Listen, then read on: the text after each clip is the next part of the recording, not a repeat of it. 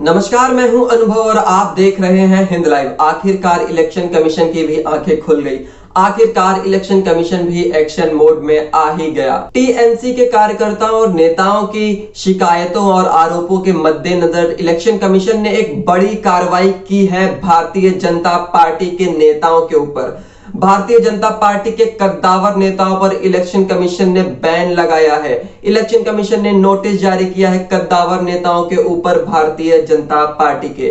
Election commission ने Bharatiya Janata party के राहुल सिन्हा पर 48 घंटे का बैन लगा दिया है। राहुल सिन्हा पर भड़काऊ बयानबाजी के लिए यह बैन लगाया गया है। राहुल सिन्हा ने कहा था कि क्यों सेंट्रल फोर्सेस ने 4 लोगों को ही मारा, क्यों नहीं 8 लोगों को मारा सेंट्रल फोर्सेस ने। तो आप समझ सकते हैं कि राहुल सिन्हा ने कितनी गंभीर बयानबाजी की है, जो मामले को, जो स्थिति को, जो स्थान को कितना ज्यादा संवेदनशील बना सकती हैं और कितनी ज्यादा हिंसा को भड़का सकती हैं, जिसमें नुकसान किसी भी नेता का नहीं होता। कोई बीच में आता है, किसी की जान को नुकसान होता है तो वो होती है सिर्फ आम जनता। सिर्फ आम जनता का खून बहता है। जब भी कोई राजनीतिक हिंसा हुई है, जब भी किसी भड़काऊ बयानबाजी के बाद हिंसा हुई है, तो इतिहास गवाह है कि कोई भी नेता का उसमें बाल भी बाका नहीं हुआ। बीच में पिसती है तो वो सिर्फ आम जनता पिसती है। इलेक्शन कमीशन ने शुभेंदु अधिकारी को भी मॉरल कोड ऑफ कंडक्ट लागू होने के दौरान ऐसी बयानबाजी करने से बचने की सलाह दी है।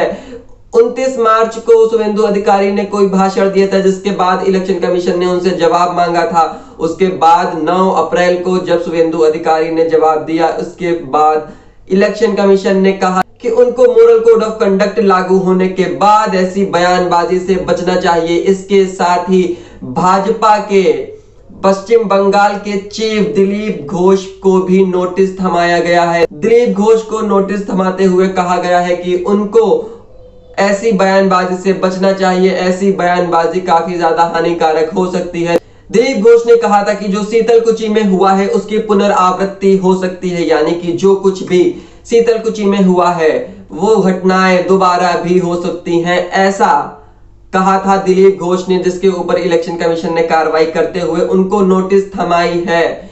तो आप देख सकते हैं कि जैसे ही ममता बनर्जी धरने पर बैठी, वैसे ही इलेक्शन कमीशन की भी आंखें खुल गई। जैसे देश के बड़े और कद्दावर नेता ममता बनर्जी के सपोर्ट में आकर के बोलने लगे, खुल करके बोलने लगे, जैसे वो कहने लगे कि इलेक्शन कमीशन जो काम करती है वो भाजपा के आदेशों पर, भाजपा के दिशा निर्देशों पर और उसके दबाव में करती है। उसके बाद इलेक्शन कमीशन की आंखें खुली और कहीं ना कहीं इलेक्शन कमीशन को भारतीय जनता पार्टी के जो नेता है उन पर लगे आरोप सही लगने लगे। कैसे अचानक से स्थिति बदल गई। आपको बता दें कि बीते कुछ महीनों से भारतीय जनता पार्टी के नेता बौखलाए हुए हो ऐसी बयानबाजी कर रहे हैं और ना चाहते हुए भी इलेक्शन कमीशन को सख्त कदम उठाने पड़ते हैं भारतीय जनता पार्टी के नेताओं के ऊपर। एक के बाद एक, कहीं मिथुन, उसके बाद शुभेंदु अधिकारी, उसके बाद असम में भी नेताओं को बैन किया गया था, उन पर भी बैन लगाया गया था। तो आप देख सकते हैं कि ये जो झल्लाहट,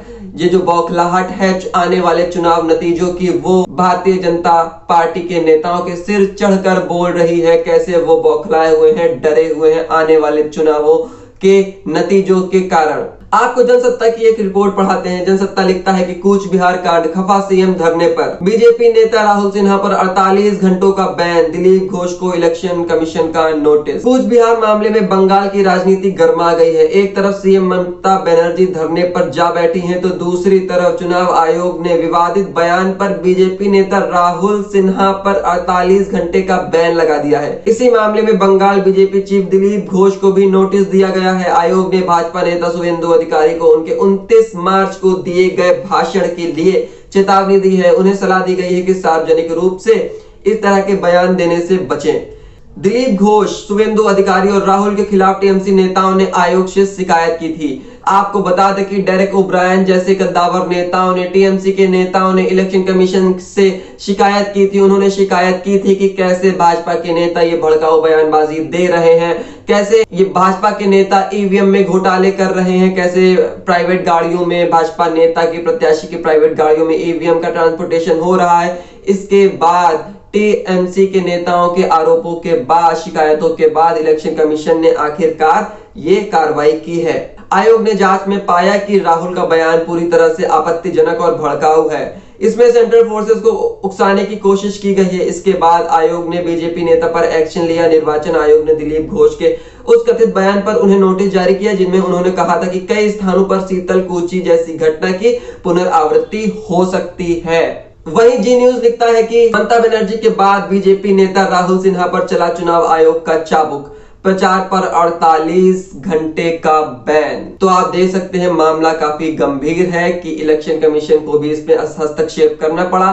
ममता बनर्जी के धरने पर बैठने के बाद ही बड़ी कार्रवाई इलेक्शन कमीशन के द्वारा की गई है। वीडियो को अंत तक देखने के लिए आपका शुक्रिया। अगर आपकी कोई राय हो तो कमेंट बॉक्स में अपनी राय जरूर दें। अगर आप चैनल पर नए हैं तो चैनल को सब्सक्राइब करना मत भूलिएगा। जय हिंद।